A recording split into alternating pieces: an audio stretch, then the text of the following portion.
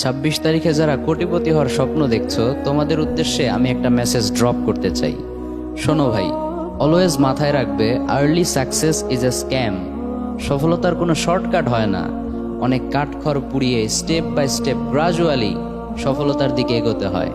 ঘরে বসে জাস্ট কিছু ট্যাপ করে যদি কোটিপতি হওয়া যেত, তাহলে এটা তারা আমাদের কাছে লঞ্চই করতো না, তারা নিজেরাই এটা ইউজ করতো।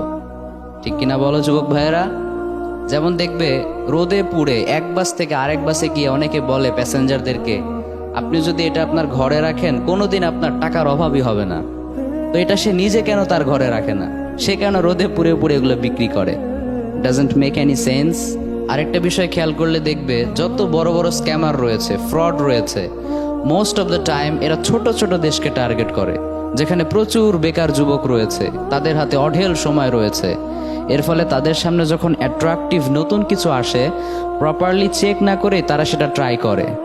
মোস্ট অফ দ্য টাইম তাদের ইন্টেনশন এমন থাকে যে ট্রাই করে দেখি না, যদি লাইগা যায়, যদি লাইগা যায়, না পেলে নাই, বাট যদি লাইগা যায় তাহলে তো আঙুল ফুলে কলা গাছ।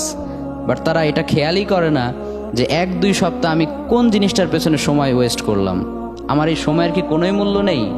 এটা আমরা না বোঝার কারণে আজকে আমরা এতটা পিছিয়ে। সো কলেজের টুকরা যুবক ভাইয়েরা, বি কেয়ারফুল।